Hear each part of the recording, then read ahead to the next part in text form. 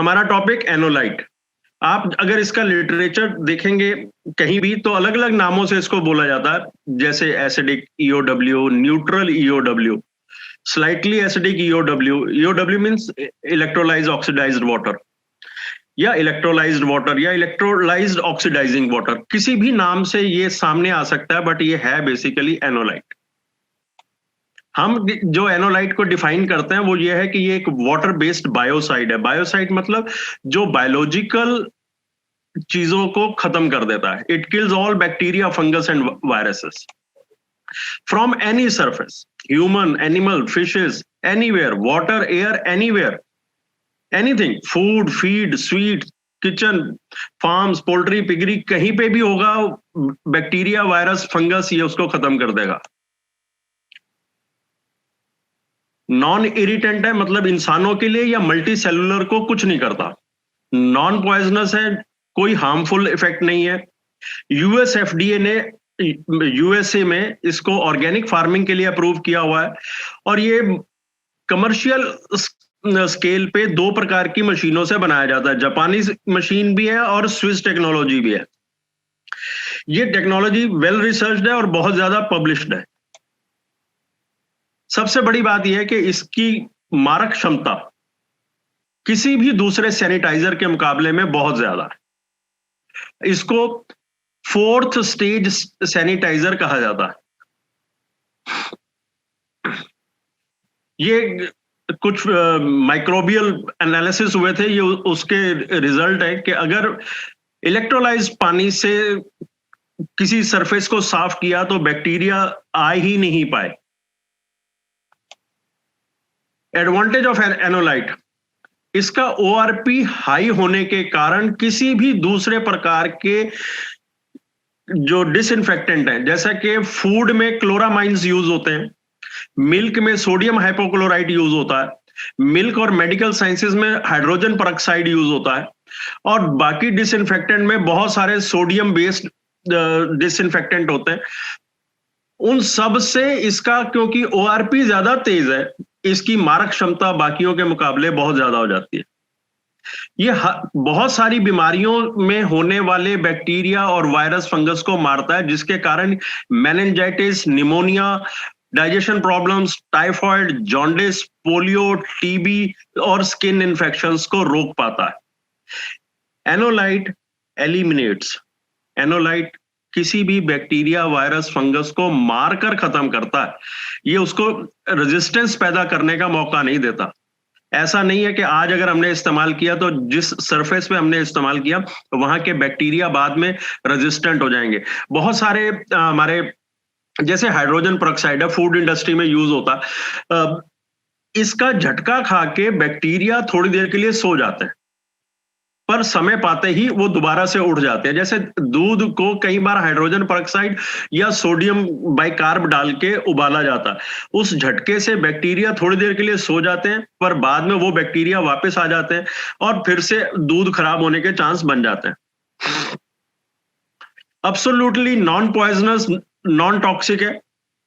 ये liquid form में, solid form में या इवन मिस्ट फॉर्म में, एरोसोल में फॉर्म में भी अप्लाई किया जा सकता है। जल्दी ही डिसइंटीग्रेट हो जाता है, इसका कोई रेजिडुअल इफेक्ट नहीं है, और इसको किसी चीज से न्यूट्रलाइज करने की आवश्यकता नहीं पड़ती, पर्टिकुलरली फॉर डिस्पोजल पर्पसेस।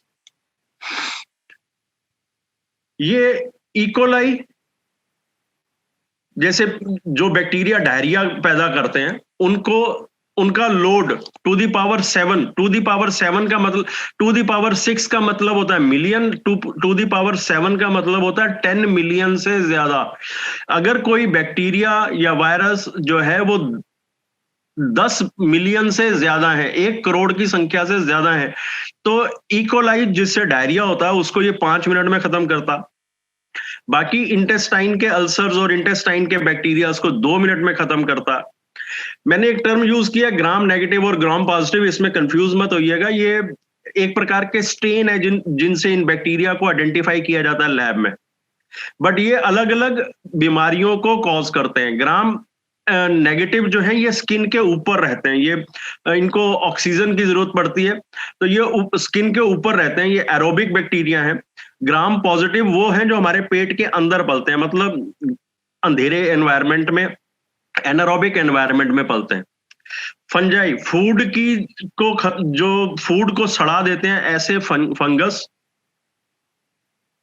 ये अगर ये 1 करोड़ 10 लाख से 1 करोड़ के 10 लाख तक होंगे तो भी 5 मिनट में खत्म हो जाते हैं।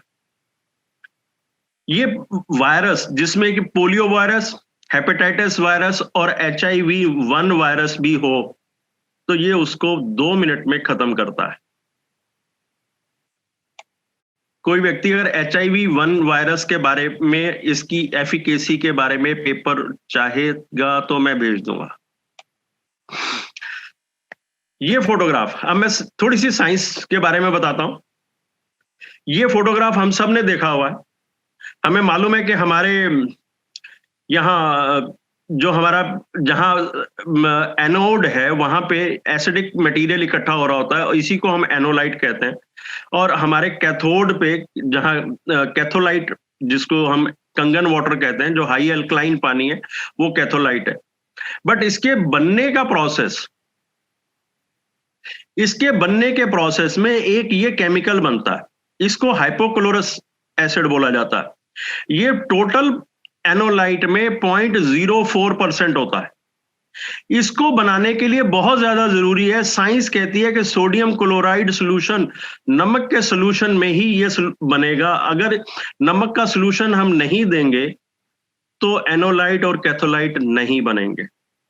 यानी हम लोग एनोलाइट और कैथोलाइट बनाते हैं जब कोई विकट बीमारियां होती हैं, जहां लोगों की लाइफ सेविंग की बात होती है, जहां परेशानी बहुत बड़ी होती है, वहां हम एनोलाइट या कैथोलाइट बनाने की बात करते हैं, या एनोलाइट और कैथोलाइट देने की बात करते हैं।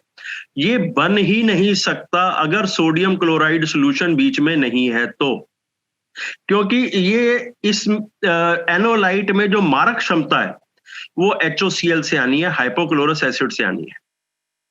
अगर हाइपोक्लोरस एसिड नहीं बनता तो ये एनोलाइट में बैक्टीरिया, वायरस, फंगस को मारने की क्षमता नहीं आती। इसलिए हमारे जितने भी कंपटीटर मशीनें हैं वो इस मामले में डम्ब हैं। वो हाइपोक्लोरस एसिड ना होने के कारण विकट बीमारियों को संभालने लायक एनोलाइट या कैथोलाइट नहीं बनाती। ये एक कमर्शियल ब्रोशर है एनोलाइट के बारे में, कनाडा की एक कंपनी का ये ब्रोशर है, और इसमें उन्होंने अपने ओपनिंग में केवल हाइपोक्लोरस एसिड की ही बात की है। और इतनी सारी बीमारियां, MRS से Ebola, tuberculosis, legionella, E coli, polio, norovirus, corona virus, bird flu and many others, ये सब वायरस हाइपोक्लोरस एसिड से ही कंट्रोल होने का कनाडा की एक कंपनी के ब्रोशर में क्लियरली लिखा हुआ है।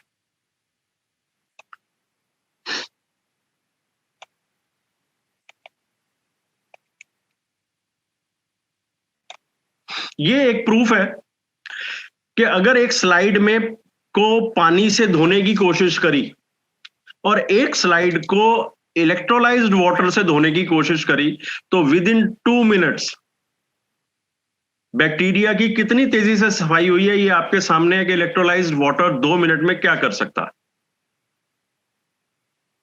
इसलिए कैनेडियन वेबसाइट पे क्लियरली लिखा हुआ है कि ये नेचुरल है, बायो फ्रेंडली है, it eliminates harsh pathogen and reduce time to clean. Anolyte काम कैसे करता है, यहां मैं 2 और सवालों के जवाब भी देता चलूंगा। आप नोट करेंगे कि अगर HOCl नहीं बन रहा, केवल OCl है, तो ये सेल वॉल को पेनिट्रेट नहीं कर पाता। वेयर एज HOCl ना केवल सेल वॉल को डैमेज करता, माइटोकॉन्ड्रिया जो कि हमारे शरीर में एनर्जी का सोर्स है उसको डैमेज कर देता है, और अंदर जाके हमारे क्रोमोसोम्स को डैमेज कर देता है।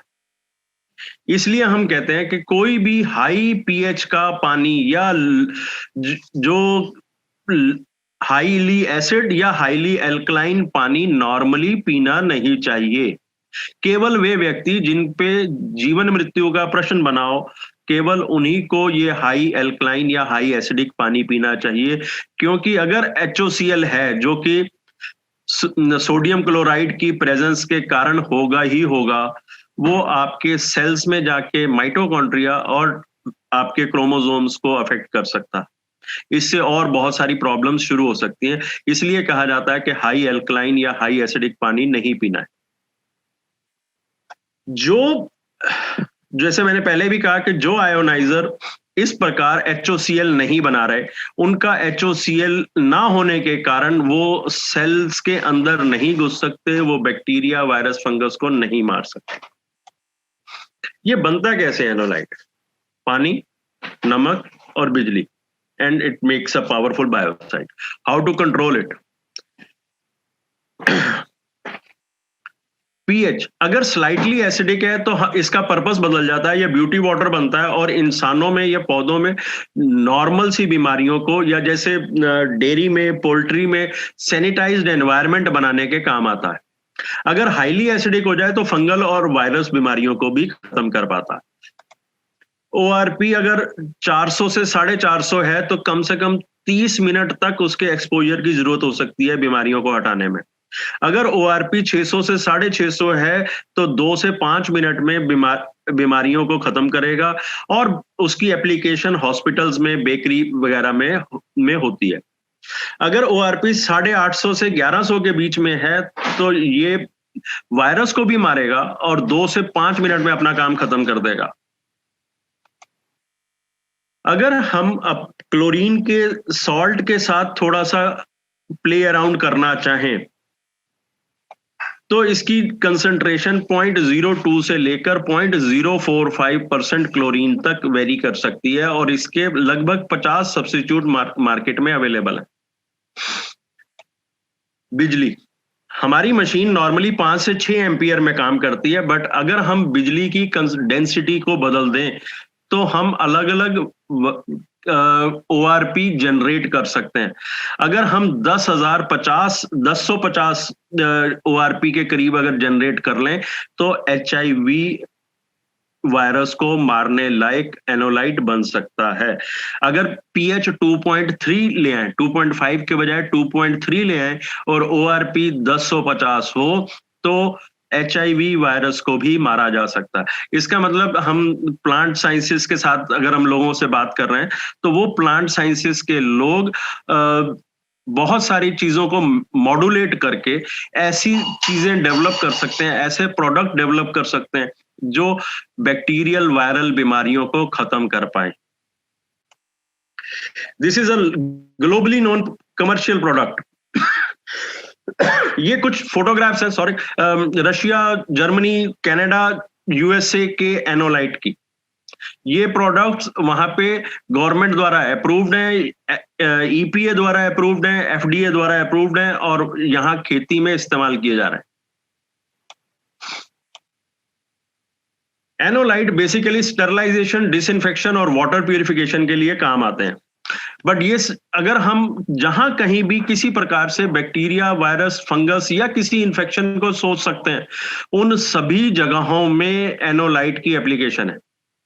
वेटनरी साइंसेज में, पोल्ट्री इंडस्ट्री में, यहां ना केवल बीमारियों को रोकने में बल्कि पशुओं की सेहत बनाने में।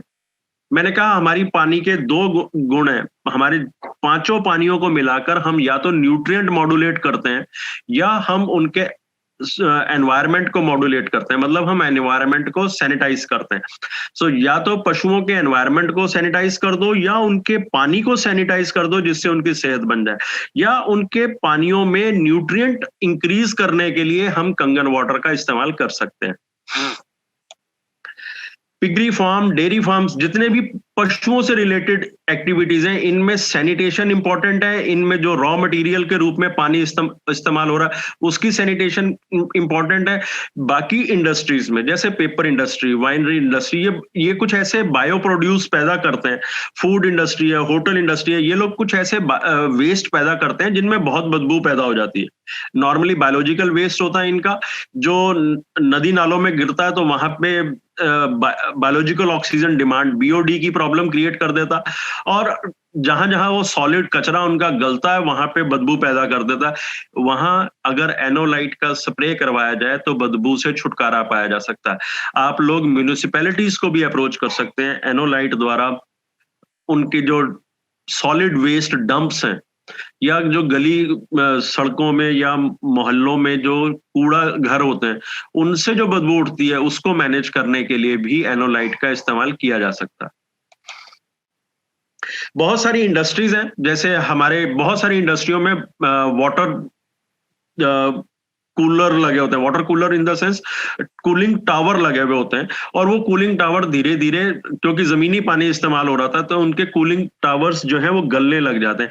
ऐसे ही डेयरी इंडस्ट्री में बहुत सारे बर्तन रोज धुलते हैं और बहुत सारी चिकनाई को साफ करना होता है, वहां पे नॉर्मली सोडियम बाइकार्ब, सोडे का पानी इस्तेमाल होता है, वहां हमारा हाई एल्कलाइन पानी और हाई एसिडिक पानी द्वारा इन बड़े बर्तनों को धोया जा सकता है। कूलिंग टावर में non oxidising high alkaline water से अगर साफ कर दिया जाए तो उनको जंग लगने के आसार खत्म हो जाते हैं। Personal health care, agriculture and horticulture, सबसे ज्यादा खाना फसलें पैदा करने से लेकर उगाने तक और उगाने के बाद संभालने तक हर चीज में एनोलाइट का इस्तेमाल है। जो फल, सब्जियां या मीट जो मार्केट में आ जाता है उनकी शेल्फ लाइफ बढ़ाने में भी इसका इस्तेमाल है। जो मटेरियल कोल्ड स्टोरेज में चला जाता है उसमें एक प्रकार की फंगस आती है जिसको फुजेरियम रॉट कहते हैं, तो फुजेरियम को कंट्रोल करने में भी एनोलाइट का रोल है। और इसके अलावा म्युनिसिपैलिटी के जो वेस्ट वाटर ट्रीटमेंट प्लांट्स है उनमें बहुत बदबू उठती है और उसमें बहुत सारा सॉलिड गंद निकलता है जिसको मैनेज करना जरूरी हो जाता है, वहां इसकी बहुत जरूरत है। एक मैंने अगला सेक्टर लिख रखा है cooling towers. Cooling towers normally बिल्डिंगों में भी यूज होते हैं, और अब जो एग्रीकल्चर का आजकल बड़ा माहौल चला हुआ है, लोग एग्रीकल्चर को लेके बड़े चिंतित हैं, तो आने वाले समय में पॉली हाउस में जो फार्मिंग होती है उसके ऊपर भी उसके लिए पॉली हाउसेस को ठंडा करने के लिए भी हमें कूलिंग टावर चाहिए होता है, और उन कूलिंग टावर्स में या तो बाद में एल्गी आने के खतरे होते हैं या कोई ऐसी बीमारियां वहीं कूलिंग पैड्स पे आगे बैठ जाती हैं जो बाद में पूरी क्रॉप को ट्रांसफर हो सकती है। उनकी क्लीनिंग के लिए भी एनोलाइट इस्तेमाल होता है।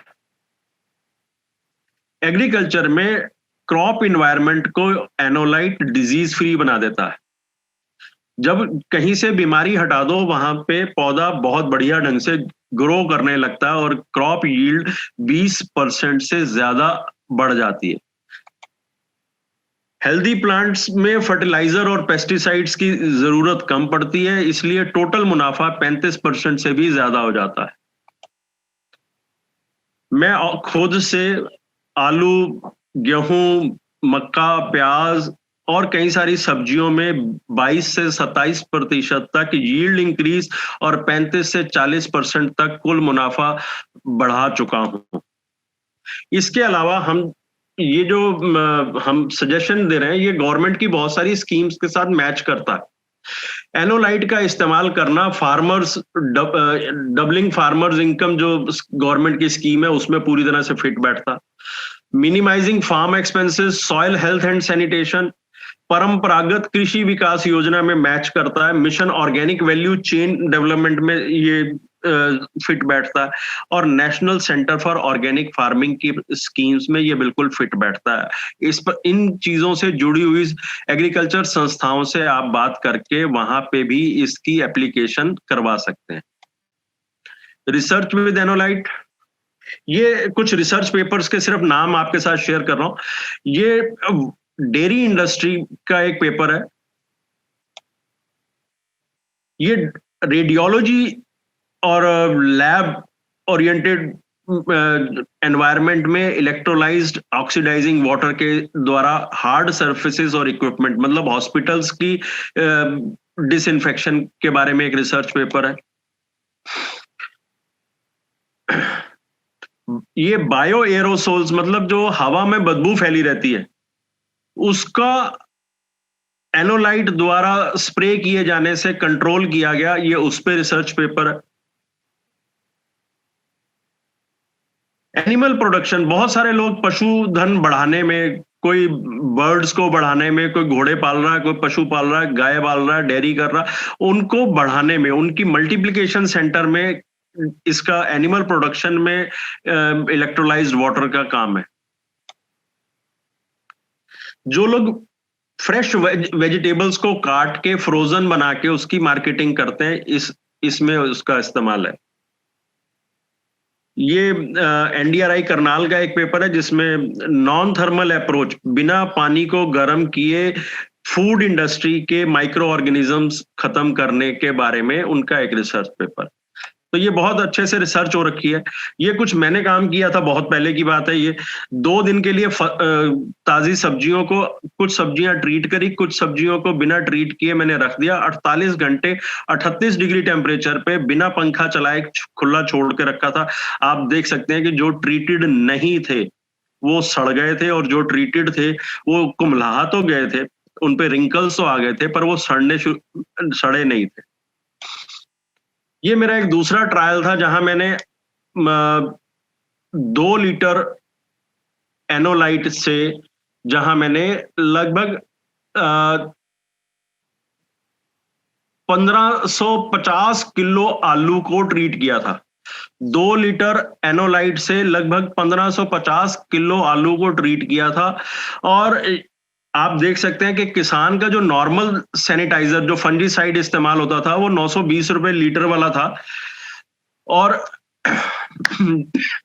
सेकंड में मैंने उनके नॉर्मल मटेरियल के साथ अपना सैनिटाइजर ऐड कर दिया, और तीसरी बकेट में केवल सैनिटाइजर है। आप देख सकते हैं कि शायद फुटाव जो आया वो अकेले सैनिटाइजर में फुटाव थोड़ा ज्यादा आया हुआ है, थोड़ा सा ज्यादा है। बट फाइनली हमें 27% यील्ड ज्यादा मिली और किसान को लगभग 40% का मुनाफा हुआ। ये एक बीमारी होती है जो जब ट्यूबर बड़ा हो रहा होता है, ये ट्यूबर ही है, सब आलू जो है ये स्टेम का एक्सटेंडेड पार्ट होता है, और इसको जब अगर कोई बैक्टीरिया या कोई माइक्रो ऑर्गेनिज्म छोटे रूप में काट दे, तो जैसे जैसे ट्यूबर बड़ा होता जाता है ये कट भी बड़ा हो जाता है। ये पैथोजन के कारण होता है, और ये मेरे खेतों में से ये बीमारी खत्म हो गई थी। मैंने आलू की फसलें 2 साल तक ली, एक भी खेत में एक भी आलू इस प्रकार कटा हुआ नहीं मिला। ये एक मेरा मक्की का ट्रायल था, मेज का 2.25 एकड़ का ट्रायल था। इसमें मशीनों द्वारा स्प्रे हुआ था, और आप देख सकते हैं कि ये बीच की जो रो है ये हमारा सेंटर पॉइंट था। एक तरफ की 7 रोज जो थी ये अनट्रीटेड थी, और लगभग 72 रोज मेरे राइट हैंड साइड पे जो थी वो सब ट्रीटेड थी। ये 70वें दिन स्प्रे हुआ था, और 35वें दिन की फोटो है। आप देख सकते हैं कि एक राइट हैंड साइड की क्रॉप और लेफ्ट हैंड साइड की क्रॉप में कितना फर्क है। टोटल में हमें 22% क्रॉप यील्ड मिला, और किसान का मुनाफा लगभग 35% बढ़ा। ये एक आलू के खेत का ट्रायल था। प्लॉट नंबर 1, मैंने जिस खेत में काम किया था वो ये था, प्लॉट नंबर 3। प्लॉट नंबर 1 में 12 दिन पहले आलू की बुआई हो चुकी थी, एक इरिगेशन हो चुकी थी। प्लॉट नंबर 2 में 8 दिन पहले बुआई हो चुकी थी और एक इरिगेशन हो रखी थी। तब हमने प्लॉट नंबर 3 में काम शुरू किया था। पर जब 50वें दिन फोटो लेने गए तो आप देख सकते हैं कि प्लॉट नंबर 1 में अभी भी कैनोपी कंप्लीट नहीं हुई, अभी भी लाइनें दिखती हैं। प्लॉट नंबर 2 में भी जो हमसे 8 दिन आगे थी उसमें भी जगह जगह जो है गैप्स दिखाई देते हैं। वेयर एज प्लॉट नंबर 3 में आप देख सकते हैं कि क्रॉप पूरी भर गई है और अभी भी पौधे ऊपर को उठ रहे थे। ऐसा होने से मेरे को यहाँ पर लगभग 24% की क्रॉप यील्ड मिली और मेरे आलू जो थे वो बड़े हो गए। नंबर ऑफ ट्यूबर नहीं बढ़ता, आलूओं का नंबर नहीं, संख्या नहीं बढ़ती, पर उनका साइज बढ़ता है। ये लेफ्ट हैंड साइड पे अनट्रीटेड जब ट्रैक्टरों द्वारा या मैनुअली जब आलू खोदे जाते हैं तो फिर उनकी ढेरी लगाई जाती है, तो मैंने उनको साइज वाइज अलग कर दिया था। आप देख पाएंगे कि जो सबसे बड़ी वैरायटी थी वो केवल इतने सारे ही थे, जबकि ट्रीटमेंट प्लॉट में आप देख सकते हैं कि बड़े वाले आलू ज्यादा हो गए थे। यहां आप देखें, ये जो ग्रैंड वैरायटी है, जिसको मैं कहूंगा कि बहुत बड़े साइज के आलू थे, ये बहुत ज्यादा हो गए और जो छोटे आलू हैं वो कम हो गए। इनका जो क्रॉप का डिस्ट्रीब्यूशन कहा जाए वो बड़े आलूओं की तरफ ज्यादा हो गया था, छोटे आलू कम हो गए थे। इस प्रकार क्रॉप यील्ड इंक्रीज हुई। मक्की के ट्रायल में आप देख सकते हैं कितना बड़ा राइज आता है। टोटल में जहां 400 दाने निकल रहे थे एक मक्की में से, लगभग 750 दाने निकले। सो ईओ वाटर जो है उसका सीड ट्रीटमेंट में, इरिगेशन सप्लीमेंट में और स्टोरेज के दौरान स्प्रे करके इस्तेमाल किया जा सकता है। अगर सीड ट्रीटमेंट करना चाहें तो केवल 2% का सोल्यूशन, 1:50 सोल्यूशन इस्तेमाल करें। 1 लीटर को 50 लीटर पानी में डाल के किसी भी सीड को 2 मिनट के लिए डिप कर दें। मक्की, गेहूं, प्याज, अगर इनके सीड हैं तो वो थैलियों से ना निकालें। मटर वगैरह के सीड होते हैं उनको थैली से ना निकालें, पूरी थैली को ही एनोलाइट में कुछ देर के लिए 2 मिनट से लेके 5 मिनट के लिए डुबो दें। अगर हम इरिगेशन डोज करने वाले हैं, इरिगेशन के साथ डोजिंग करने वाले हों, तो 2.5 लीटर प्रति एकड़ पे मेरे को अच्छे रिजल्ट मिले। पर बाद में जब मैंने ट्रैक्टर माउंटेड स्प्रेयर्स के साथ काम करना शुरू किया तो ट्रैक्टर माउंटेड स्प्रेयर्स में 400 लीटर पानी एक बार में डलता है, तो मेरे को 2.5 लीटर के बजाय 4 लीटर एक बार की टंकी में मैंने यूज किया। एनोलाइट को किसी भी दूसरे प्रोडक्ट के साथ नहीं मिलाना है। कुछ लोग, कुछ फसलें माइक्रोबियल सप्लीमेंट्स यूज करनी पड़ती हैं, जैसे बहुत सारी सब्जियों में माइक्रोबियल सप्लीमेंट्स डाले जाते हैं। जो कुछ लोग जो ऑर्गेनिक खेती करते हैं वो लोग नाइट्रोजन फिक्सिंग या फास्फोरस फिक्सिंग बैक्टीरिया इस्तेमाल करते हैं अपनी खेती में। उन लोगों को पहले एनोलाइट का स्प्रे करना चाहिए, ताकि जब बाद में नए बैक्टीरिया या नई फंगस जब हम इंट्रोड्यूस करें तो उसको कोई रेजिस्टेंस ना मिले और वो अच्छे से अपनी पकड़ बना पाए। ये एनोलाइट अपना काम आधे घंटे में कर देता है, उसके बाद उसके कोई रेजिडुअल इफेक्ट नहीं होता, वो किसी चीज के साथ इंटरफियर नहीं करता। जो लोग मशरूम की खेती करते हैं, अगर वो एक बार इस एनोलाइट का स्प्रे करते हैं तो उनको जो नया कल्चर लाना है, जो नए स्पॉन या नया सीड डालना है, उसमें उनको अच्छी पैदावार मिलती है। बट अगर उन्होंने सीड पहले डाल दिया तो एनोलाइट मशरूम को उगने नहीं देगा, मशरूम को खत्म कर देगा। किसी भी और केमिकल के साथ इसको मिक्स करके कभी स्प्रे मत करना, हमेशा ये सेपरेट स्प्रे होगा और किसी भी दूसरे केमिकल से पहले स्प्रे होगा। ये चीजें मैं सांगा सीड, पेप्सी, सांगा सीड ने थोड़ा और आगे काम किया था। उनका एक अपना टिश्यू कल्चर लैब है, वहां उनके टिश्यू कल्चर लैब में एनोलाइट ने बहुत बढ़िया रिजल्ट दिए। उनके, क्योंकि अल्टीमेटली टिश्यू कल्चर जो है वो इंसान ही करते हैं, तो हाथों से इन्फेक्शन फैलता था। जब ये एनोलाइट वहां इस्तेमाल होना शुरू हुआ तो उनके फाइनल प्रोडक्ट में और फाइनल टिश्यू ट्यूब्स में इन्फेक्शन आना बंद हो गया, पौधों की सर्वाइवल रेट बढ़ गया। उसके बाद उन्होंने एक ऑटोमेटिक प्लांट लगाया था जिसमें केवल रूट जोन में इरिगेशन होती थी, हवा में पैदावार होती थी, एरोपोनिक कहा जाता था उसको। उसमें वो लोहे के स्ट्रक्चर थे, उनके अंदर जब हमने एनोलाइट का इस्तेमाल करना शुरू किया तो वहां पे भी ट्यूबर बनने आसान हो गए और किसी प्रकार का कहीं फंगस या काई नहीं आई, जबकि लोहे के स्ट्रक्चर थे वो सारे। हाइड्रोपोनिक फैसिलिटीज, जो लोग हाइड्रोपोनिक फैसिलिटीज इस्तेमाल करते हैं, अगर उनका रख रखाव ठीक ना हो तो वहां पे काई आ जाती है और वहां पे फंगस आ जाती है, जिसके लिए उनको हर 6 महीने पे डिसइंफेक्शन करना पड़ता है। अगर वो एनोलाइट बीच बीच में स्प्रे करते रहें या एनोलाइट को अपने पानी के साथ चला दें, तो उनका इंफ्रास्ट्रक्चर की लाइफ लंबी हो जाती है और उनमें काई नहीं जमती, उनमें कोई फंगस नहीं बैठती और डिसइंफेक्शन जो है वो बार बार नहीं करना पड़ता, या उनको अपना मीडिया जिसमें वो पौधे उगा रहे हैं वो मीडिया सारा बदलना नहीं पड़ता। ये काम मैं सांगा सीड, भट्टी सीड के साथ, मकैन और पेप्सी के साथ पंजाब में मैंने 2 साल तक किया। ये मेरे कुछ नए एक्सपेरिमेंट है, पिछले महीने की फोटोग्राफ है। राजस्थान में गोभी की उस समय नर्सरी बन रही थी, तो आप नोट कर सकते हैं कि ये वाला जो है हमारा एनोलाइट ट्रीटेड ट्रेज थी और ये अनट्रीटेड ट्रेज हैं, और आप देख सकते हैं कि जर्मिनेशन में कितना फर्क पड़ा। जो लोग नर्सरी प्रोडक्शन का काम करते हैं उनके लिए एनोलाइट वरदान हो जाता है, जो लोग फ्लोरिकल्चर का काम कर रहे हैं उनके लिए भी यह वरदान का काम करता है। ये मेरा एक ट्रायल है, अभी प्याज उखाड़ा नहीं गया है, ये पिछले हफ्ते की फोटोग्राफ है। ये 2 क्यारियां जो हैं ये एनोलाइट से ट्रीटेड है, ये वाली क्यारी और इसके बाद की क्यारियां जो हैं ये अनट्रीटेड है। तो आप देख सकते हैं क्रॉप में कितना डिफरेंस है। अगर पौधे बड़े हैं तो ऑब्वियसली इनके नीचे का प्याज भी बड़ा होगा, बट अभी ये उखाड़े नहीं गए। कुछ दिन बाद जब इनकी हार्वेस्टिंग होगी तो मैं आपको हार्वेस्टिंग के फोटोग्राफ भी शेयर करूंगा। So this is what I wanted to tell you about Enolite, and quickly मैंने कुछ खत्म कर दिया। मैं चाहता हूं कि अगर आप लोगों के questions हो तो we can discuss it further. Thank you. Let me just tell for everybody say जब सर जी बोल रहे हैं Enolite के बारे में वो 2.5 की बात कर रहे हैं। सर मैं उड़ीसा में जो अपना यहाँ पे जो पोल्ट्री फार्म है, मैं 2 पोल्ट्री फार्म में सर बात किया था उनसे, ठीक है जी। मैंने यूट्यूब में एक वीडियो देखा था कि जो 2.5 जो है हमने उसको 1:50 में डायरेक्ट करना है, ठीक है सर।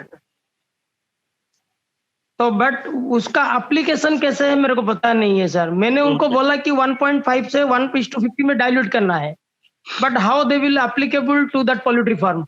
मैंने 3 प्रकार से इसको काम में लाया। पहला, जब आपके पास छोटे छोटे बर्ड्स होते हैं उनको पानी पिलाने के लिए 2 लीटर का एक कंटेनर वहां रखा जाता है। उस 2 लीटर के कंटेनर में 100 ml एनोलाइट डाल दीजिए। छोटे छोटे बर्ड वहां से पानी पीते हैं। जो लोग अंडे की पोल्ट्री कर रहे हैं उनके जो केजीज होते हैं उसमें लगभग 2500 बर्ड का एक केज होता है, और वो 2500 बर्ड रफली 500 लीटर पानी रोज पी जाते हैं।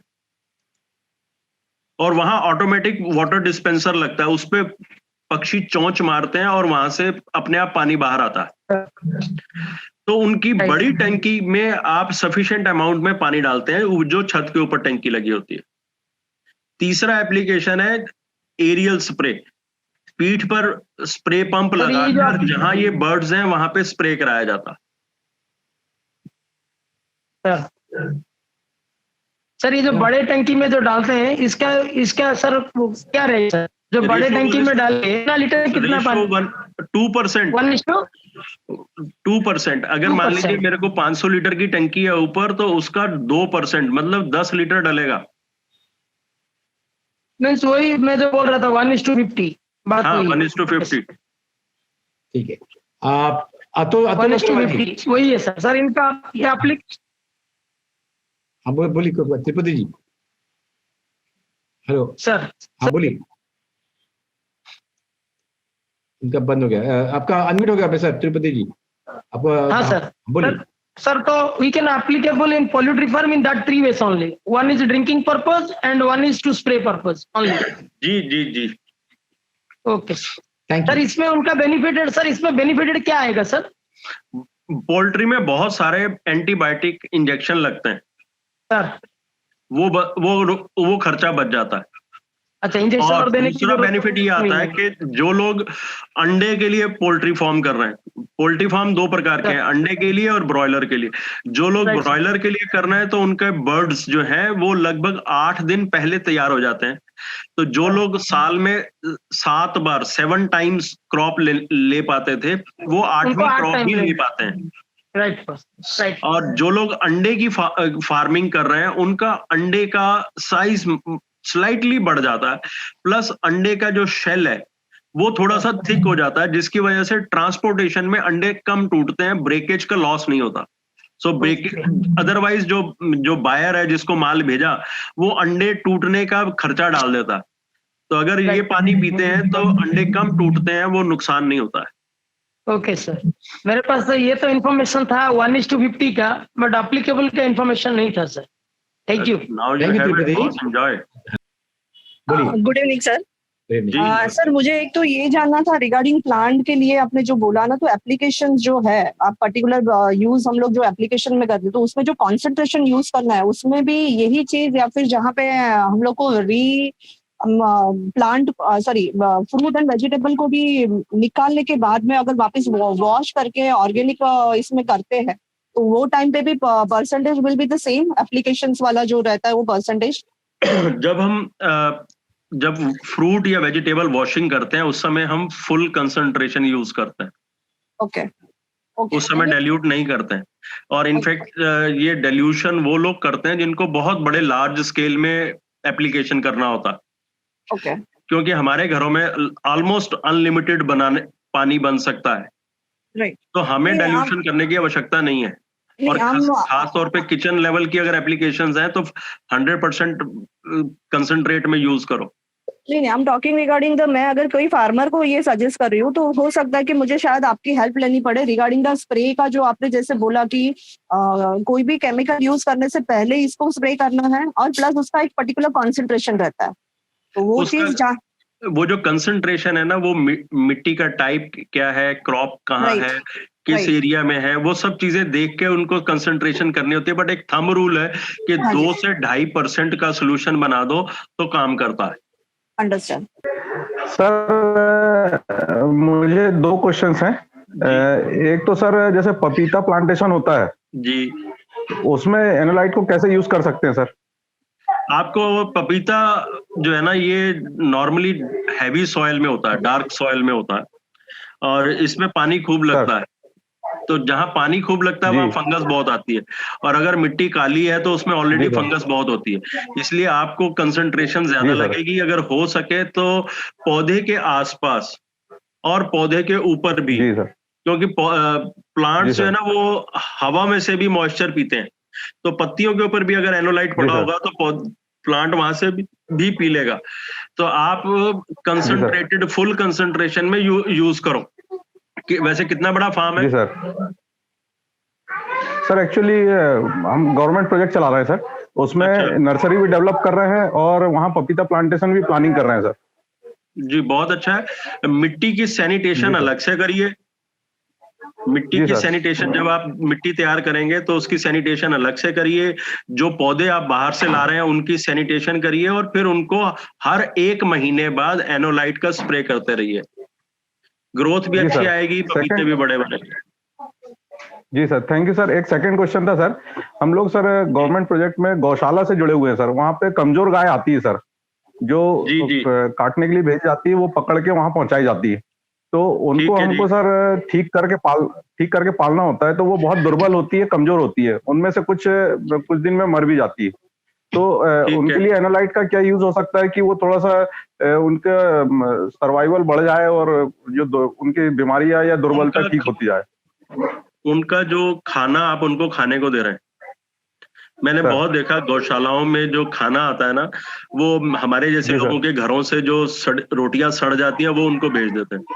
उनकी रोटियों के ऊपर, उनके चारे के ऊपर ऑलरेडी फंगस और बैक्टीरिया ग्रो कर रहा होता है, और ऐसे सड़े हुए अन्न को ये पशु खाते हैं। वो पहले ही पशु कमजोर होते हैं, उनसे खाना खाया नहीं जाता, हजम नहीं होता। अगर हम इनके खाने को, इनके दाने को, इनके फॉडर को और इनका जो पानी है उसको एनोलाइट द्वारा डिसइंफेक्ट कर दें तो खाना हजम करना आसान हो जाएगा। ये पशु जो आपके पास आते हैं ये सारे वृद्ध हैं। ये ऐसे ही है जैसे हमारे पेरेंट्स हैं, जो हम 4 रोटी खाते हैं वो 2 रोटी खाते हैं, ऐसे ही ये पशु है, ये ज्यादा खा नहीं सकते हैं, हजम नहीं कर सकते हैं। इनको अगर आप खाना सैनिटाइज करके दे दें और पानी भी इनका सैनिटाइज करके दे दें तो इनको हजम करना आसान हो जाएगा। सर तो भूसा, जैसे ड्राई भूसा इनको देते हैं तो उसमें भी कर सकते हैं? बिल्कुल बिल्कुल, जो भूसा ड्राई है अगर आप उसके ऊपर स्प्रे कर देते हैं और उसको स्प्रे किए हुए पोर्शन को मिला देते हैं तो कुछ फर्क नहीं पड़ने वाला है। अगर आपने उसके ऊपर मान लीजिए आप एक बारी में एक पशु को 10 किलो चारा दे रहे हैं, उसमें आधा किलो का स्प्रे भी मार देंगे तो कोई फर्क नहीं पड़ रहा, वो बड़ी आराम से खा जाएंगे। दूसरी बात, ये जितने भी पशु बड़ी उम्र के होते हैं इनमें डायरिया होना बड़ा आसान है, बहुत आसानी से इनको डायरिया होने लगता है, इनके पेट गड़बड़ हो जाते हैं। सो अगर इनको इनके बाड़े में इनके पशुओं की बॉडी के ऊपर एनोलाइट का स्प्रे कर देंगे तो उनके शरीर से जो बीमारियां हो रही हैं वो नहीं आगे नहीं बढ़ेंगी। नहीं तो एक पशु से दूसरे पशु को बीमारियां पहुंच जाती हैं। पूरा आपका यार्ड, कोर्ट यार्ड है या जो एनिमल एरिया है वो सारा ही डिसइंफेक्ट कर सकते हैं आप। तुलसी लाइक प्लांट में क्या ज्यादा डालने से 2.5 नुकसान हो सकता है या उसको हम फ्रीक्वेंटली यूज करते रह सकते हैं इन्फेक्शन होने का? तुलसी के तरह के पौधे जिनकी हम वेजिटेशन बढ़ाना चाहते हैं, अब इनका कोई फल तो आना नहीं है, इसके बीज भी अपने को चाहिए नहीं, अपने को तो इसके पत्ते चाहिए और पत्तों में भी रस चाहिए। ऐसे पौधों को पहली बात मैं ज्यादा पानी नहीं देना चाहता, इनको थोड़ा सा सुखाना चाहिए, क्योंकि इन पौधों में एक टेंडेंसी होती है कि इनको तंग करोगे तो ये अपना वो केमिकल बनाएंगे जिस केमिकल के लिए इनकी वैल्यू है। तो इनको मेरे हिसाब से हर तीसरे दिन पानी देना चाहिए, पर धार्मिक भावनाएं होती हैं इसलिए लोग हर रोज पानी दे देते हैं। मेरे हिसाब से हर तीसरे दिन पानी देना चाहिए और एक दिन एनोलाइट दो, एक दिन कैथोलाइट दो, मतलब एक दिन 2.5 दो या 2.5 भी मत दो, इसको 4.5, 5.5 ब्यूटी वाटर दो। 2.5 तब तक ना दो, तुलसी में फंगस आती नहीं, तुलसी में बैक्टीरिया आता नहीं, इसलिए 2.5 देने का कोई मतलब नहीं। ब्यूटी वाटर दो जो सॉइल हेल्दी रहे और सॉइल में एरेशन बनी रहे, और हर तीसरे दिन 11.5 से इरिगेशन दे दो, बाकी टाइम 9.5 की इरिगेशन दे दो, बहुत है। बोलिए सर, मुझे होम गार्डनिंग के रिगार्डिंग पूछना था, एनोलाइट का एप्लीकेशन कैसे करेंगे उसमें, और इरिगेशन के लिए और डिजीज के लिए। 2.5 का इस्तेमाल तो डिजीजेस के लिए ही होगा। जब कभी आप फूल उगाते हैं, जब कभी आप मटर उगाते हैं तो जिन पत्तियों के ऊपर सफेद सफेद जाला आ जाता है उनमें 2.5 का इस्तेमाल होगा। आप रहते कहाँ हैं? सर नागपुर। मिट्टी काली है, वहां काली मिट्टी में फंगस बनती है। काली मिट्टी की फंगस को अगर आपको लगता है कि आपके पौधे की जड़ें फैलती नहीं है, अगर उसको बढ़ाना चाहें, जो कि नॉर्मली गमले में तो ठीक है, लोग अपने पौधे की जड़ें ज्यादा फैलाना नहीं चाहते, इसलिए 2.5 मत डालो, सिर्फ ब्यूटी वाटर डालते रहो, उतने में ही पौधे हेल्दी रहेंगे। अच्छा, तो इरिगेशन के लिए भी ब्यूटी वाटर इरिगेशन के लिए भी ब्यूटी वाटर का यूज कर सकते हैं, ब्यूटी वाटर का इस्तेमाल करें। मैंने एक स्लाइड में बताया था कि स्लाइटली एसिडिक EOW भी एनोलाइट है। अच्छा, ठीक है, तो आप मतलब स्लाइटली एसिडिक होगा। इवन न्यूट्रल जो है, न्यूट्रल एनोलाइट कहाँ बनता है हमारी मशीन में?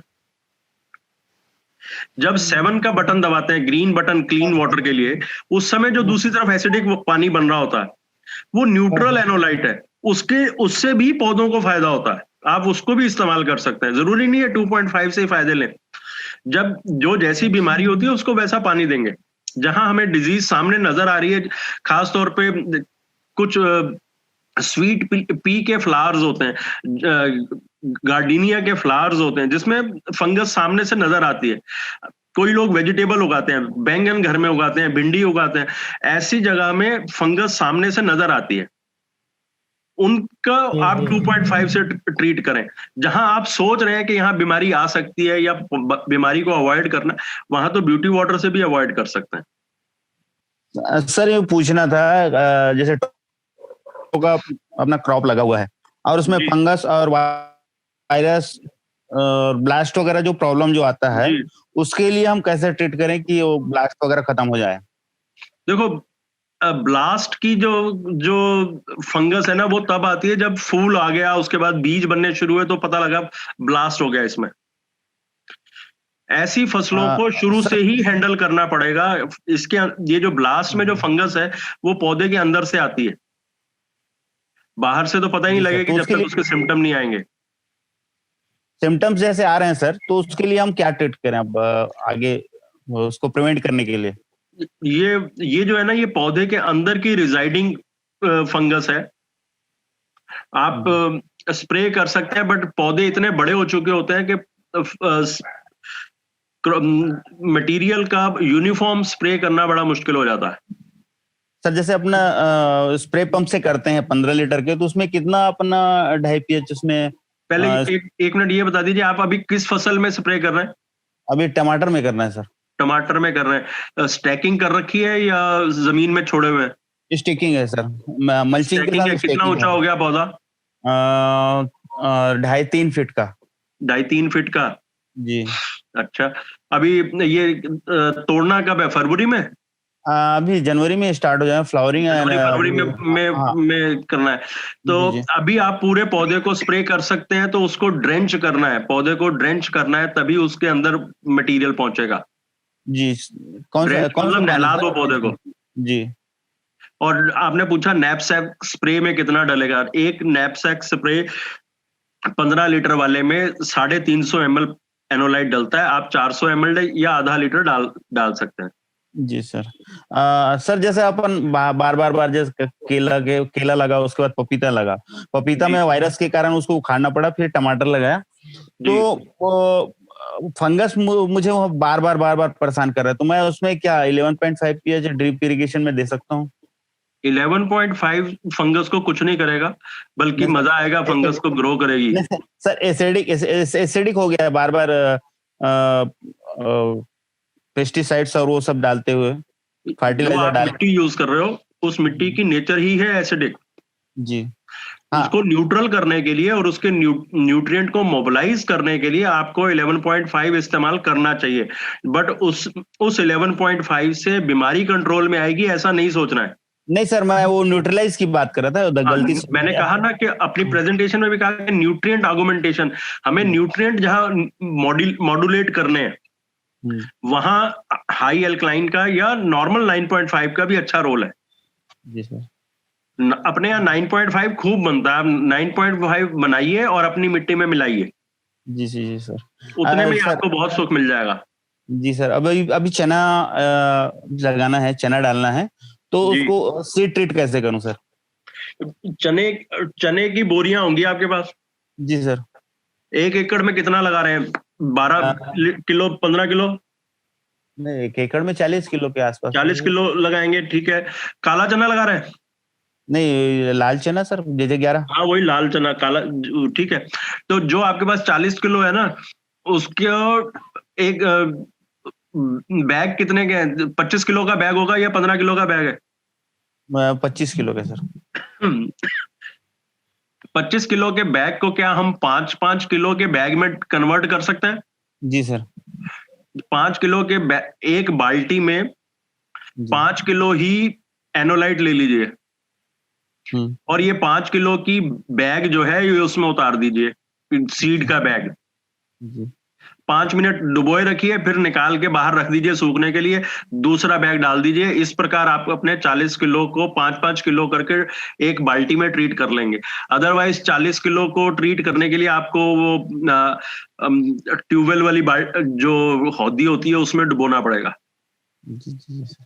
तो सर पानी बार बार बदलना है, उसी पानी में चल जाएगा? नहीं, वो 5 लीटर पानी काफी है। मैंने बताया था शायद, मैंने 2 लीटर एनोलाइट को 50 लीटर पानी में डाल के और 1500 किलो सीड ट्रीट किया था। ठीक है, आपने सिर्फ 40 किलो करना है, आपका 5 लीटर एनोलाइट बहुत है। उसी में 5-5 किलो करके एक ही बाल्टी में भिगो लीजिए। जी, बाकी उसको सुखा के फिर अपन उसको कर सकते हैं सर। एक वैसे तो वो गीला आपके, अगर आपने हाथ से डालना है सीड तो गीले में भी डाल लेंगे, पर अगर मशीन द्वारा, ड्रिलर द्वारा डिबलिंग करनी है तो फिर आपको सीड सुखाना जरूरी है। सर ये पूछना था सर, जैसे डेयरी फार्म में तो जैसे 2.5 से वो हम सैनिटाइज कर देंगे चारे को, क्या जानवर को पिलाने के लिए 9.5 इस्तेमाल करना है? 9.5 बिल्कुल पिला सकते हैं। रोज रोज ना भी पिला पाए तो जब भी मौका मिले हफ्ते में 1 बार 2 बार पिला दीजिए। अच्छा सर, एक सवाल और है सर, जैसे कि जब लार्ज स्केल में करना होता है हम लोग जनरली आरओ के बाद ही इसको ट्रीट करते हैं, तो क्या नॉर्मल वाटर जो ज्यादा टीडीएस का है क्या वो भी यूज किया जा सकता है जैसे खेती के लिए या जानवरों के लिए? ज्यादा टीडीएस होने पे 2.5 और 11.5 ठीक ढंग से या अच्छी क्वालिटी का बनता नहीं है जी। सो अगर आपके यहाँ खेतों में ये अक्सर प्रॉब्लम होती है कि भाई अच्छी क्वालिटी का 2.5 नहीं बन पाएगा खेत के पानी से, तो ऐसे में मेरा ये तरीका रहता है कि मैंने 20-20 लीटर की केनियां रखी हुई हैं। मैं अपने घर से पानी क्लीन करके और अच्छे टीडीएस का पानी अपने साथ लेके जाता हूँ, खेत में 2.5 बनाता हूँ और अपने सामने स्प्रे करवाता हूँ। मेरा एक प्रोस्पेक्टिव क्लाइंट है जो हाइड्रोपोनिक्स करते हैं। हाँ जी, हाइड्रोपोनिक कब से लगे हुए वो देख लीजिए। मेरा ख्याल है वहां अगर पुराने लगे हुए हैं तो जो प्लास्टिक की ट्यूबें लगी होंगी या जो लोहे की ट्यूबें लगी होंगी उनमें काई जमी होगी। ओके। और जितना ये हाइड्रोपोनिक का पानी घूमकर वापस एक टैंक में आता है और क्योंकि वो न्यूट्रिएंट रिच होता है तो उस टैंक में भी काई जमी हुई होगी। आप उसको सिर्फ ये कह दीजिए, उससे उसका साइज पूछ लीजिए और जितना पानी का टैंक का साइज है, हो सकता है 200 लीटर का टैंक हो सकता है 500 लीटर का टैंक हो, आप उसमें पहले दिन जाके उस 2.5 को टैंक के आसपास स्प्रे करा दीजिए और उसके अंदर 5 लीटर के करीब वो 2.5 डलवा दीजिए। उसको पूछिए कि क्या तुम्हें ये काई पसंद है, do you like this algae और do you want to remove it. वो बोलेगा काई तो खत्म ही नहीं होती, आज हटाओ कल आ जाती है वापस। तो उसको बोलो अगर मैं स्प्रे कर जाता हूँ, अगर काई चली जाए तो मेरे को इसकी फोटो खींच के भेज दियो। उतने में उसको समझ में आ जाएगा कि काई कैसे बिना किसी केमिकल के काई खत्म हो जाएगी। तो 2.5 is to be sprayed on the plants itself directly? Plants पे नहीं, वो जो नीचे मशीन है ना, वो जो उनका हाइड्रोपोनिक का जो टैंक है जिसमें पानी इकट्ठा हो रहा है और जो उसकी पाइपलाइंस है, उसमें एक बार 2.5 को चलवाना है। अगर जैसे कोई क्रॉप हार्वेस्ट हुई है और मशीन खाली हो गई है तो 2.5 चलवा दीजिए, तो सैनिटाइज हो जाएंगे, काई खत्म हो जाएगी। तो कितना प्रोपोर्शन? सेम 2% और 2%, 2.5%। आप तो क्योंकि क्लाइंट विन ओवर करना है, प्योर चलवा दीजिए, प्योर चलवा दीजिए। प्योर, बिल्कुल। ओके। एंड पर एकड़ या कुछ ऐसे सम मशीन की साइज के सुपर देनी होगी या कैसे? What is the kind of this thing? मतलब मैं तो SD 501 से ही काम कर रहा हूँ, बट जब उनको देने का टाइम होगा, क्योंकि उनके पास पानी की रिक्वायरमेंट एक्चुअली कम होती है। हाइड्रोपोनिक लगाते ही वो लोग हैं जिनका पानी का रिक्वायरमेंट कम होता है, वो बार बार उसी पानी को रिसाइकल करते हैं। ओके। तो हो सकता है कि वो आपको अपनी मशीन के नजदीक ना जाने दे, तो जहां जमीन में काई जमी हुई है आप केवल उसी का स्प्रे कर सकें। इसलिए अपनी स्प्रे बॉटल में 2.5 का 1 लीटर 2 लीटर लेकर जाइए और उसकी जमीन पे स्प्रे करके फोटो खींच के ले आइए। 10 दिन बाद दोबारा जाके फोटो खींच लीजिए, आपको पता लग जाएगा कि एल्गी खत्म हो रही है। जब तक जमीन पे एल्गी ठीक नहीं करेंगे वो आपको मशीन में एल्गी ठीक करने की परमिशन नहीं देगा। ओके, ठीक है ना जी। थैंक यू जी। जी welcome. Now the Tirupati Balaji, आपको अनम्यूट कर रहा हूँ। हेलो। हाँ जी। हाँ जी सर। सर हमने जो बात किए थे अभी पोल्ट्री के लिए 1:50 में जी, जो हम लोग जो पानी में डाइल्यूट करेंगे उस पानी का टीडीएस और पीएच कितना रहना चाहिए जिसमें हम लोग डाइल्यूट करेंगे? उसके लिए हर एरिया में अलग अलग होता है, बट फिर भी अगर जैसे अगर बहुत ज्यादा कैल्शियम ना हो तो अच्छी बात है, पानी बहुत ज्यादा खारा ना हो, जितना नदी का पानी मिल जाए या न्यूट्रल मिल जाए उतना अच्छा है। नहीं सर, अभी क्या जहाँ पे पानी नहीं मिलता है तो वो लोग अभी पोल्ट्री फार्म में ऑलरेडी वो लोग आरओ लगाते हैं, ठीक है, कोई कमर्शियल आरओ भी इंस्टॉल कर रहे हैं, बट तो एक्चुअली एग्जैक्टली पानी का पीएच कितना रहना चाहिए और टीडीएस कितना रहना चाहिए सो दैट अच्छा काम करेगा? हम जितनी भी कैलकुलेशंस करते हैं ना, हम नॉर्मली न्यूट्रल पानी से करते हैं। अच्छा। अगर पानी ऑलरेडी डिस्टिल्ड है, उसमें न्यूट्रिएंट्स है ही नहीं, तो या आरओ है और उसमें टीडीएस बहुत ही कम है, उसमें न्यूट्रिएंट नहीं है। हम जिस भी पानी को यूज करना चाहते हैं उसका कम से कम टीडीएस 100 होना चाहिए सर। ठीक है, ताकि उसमें कुछ तो न्यूट्रिएंट हो जिसको हम मॉड्यूलेट कर सकें। सर कहीं कहीं पे जहाँ पे ट्यूबवेल वगैरह है और कुआं वगैरह है, वहाँ पे पानी का टीडीएस 250 के ऊपर रहता है, 300 भी रहता है, वहीं पे चल जाएगा? हाँ, उसको वो आपका डेल्यूटेंट है, आप उसको यूज कर सकते हैं। अगर ये जो दुधारू पशु जो होते हैं, जो दूध देने वाले पशु होते हैं, इनको अगर कैंगन वाटर 9.5 या 8.5 या 8 दिया जाए तो इनमें क्या इम्पैक्ट आने वाला है? सर अगर जैसे हमारी सेहत बनती है वैसे उनकी भी सेहत बनेगी, उनका दूध बढ़ेगा, उनके स्किन पे चमक आएगी। पशुओं का के जो रेट है, पशु जो लोग पशु बेचते हैं, कुछ टाइम तक दूध बेचते हैं फिर पशु भी बेचते हैं, तो स्किन के ऊपर एक शाइन, एक one of the major criteria है, वो शाइन आ जाती है स्किन पे। सो ऐसे में पशु के ज्यादा पैसे मिलेंगे, जो लोग पशु का कारोबार करते हैं उनको ज्यादा पैसे कमाने का मौका मिलेगा।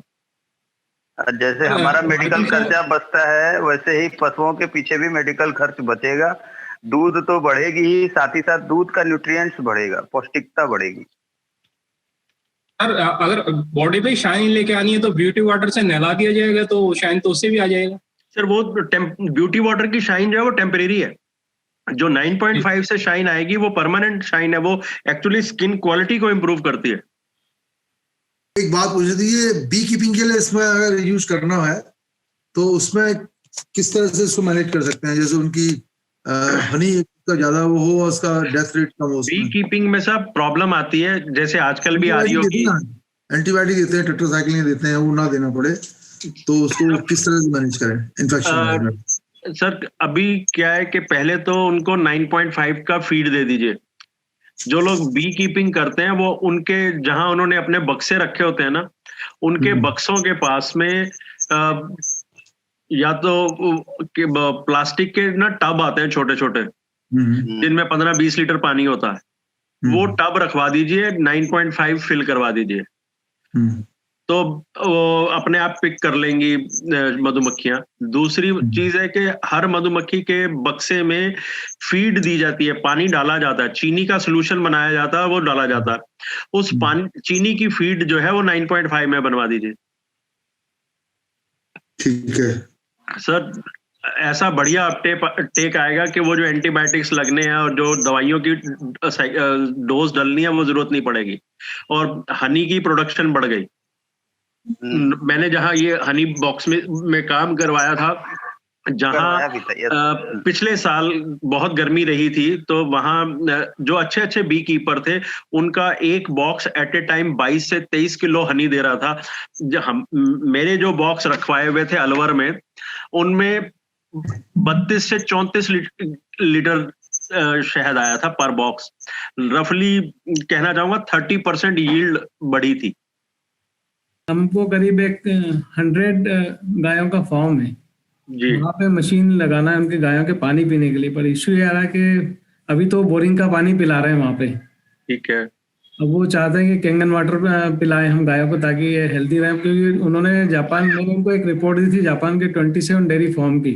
ठीक है, वो बहुत अट्रैक्टिव था उन लोगों के लिए कि हाँ काफी कुछ हो जाएगा इसमें, बट पानी कैसे दें, क्योंकि पानी काफी क्वांटिटी में लगना है, और हम लोग जो रिकमेंड करते हैं मशीन को 150 TDS तक का, और उनके यहाँ करीब 300 TDS वाटर है सर।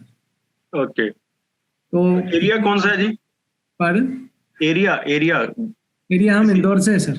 इंदौर में है, ओके। तो वहाँ आपको जो पानी है उसका TDS आप बता रहे हैं 700 के आसपास? मतलब जो बोरिंग का आ रहा है वो 300 आ रहा है सर। 300 आ रहा है। देखो हमें जो 100 TDS का पानी चाहिए होता है ना, वो चाहिए जब हाई अल्कलाइन या हाई एसिडिक पानी बनाना है। पर अगर आप एक कमर्शियल सॉफ्टनर या कमर्शियल RO लगा के TDS को घटा लें तो आप आराम से 200 से नीचे आ जाएंगे जी। और 200 से नीचे वाले पानी पे अगर आप सुपर 501 लगा के छोड़ देते हैं तो वो 10 घंटे में 3000 लीटर पानी निकाल देगी, जो आपके पशुओं को काफी होगा। सुपर 501 ही लगना है। वो हर 10 घंटे में एक मशीन, अगर आप चाहे तो 2 मशीन लगा सकते हैं, डिपेंडिंग अपॉन कि आपके पास कितने पशु हैं और कितना पानी का रिक्वायरमेंट है। यहाँ दिल्ली में एक जापानी एम्बेसी का स्कूल है, वहां पे बहुत सारे एम्बेसीज के बच्चे पढ़ने आते हैं, उन्होंने अपने स्कूल में 12 मशीन लगा रखे हैं सुपर। तो अगर आपके पास 100 पशु हैं तो शायद वहां 2 सुपर मशीनों की जरूरत है। सिर्फ पाइपिंग जरा अच्छे से लगवा लीजिएगा, क्योंकि पानी का 2 सुपर मशीनों को फीड करने के लिए पीछे से पाइपलाइन बहुत अच्छी वाली और सही साइज की चाहिए। ठीक है ना जी? तो इस प्रकार काम हो सकता है, मतलब 10 घंटे भी सुपर चलेगी तो 3000 लीटर पानी दे देगी। ठीक, थैंक यू सर।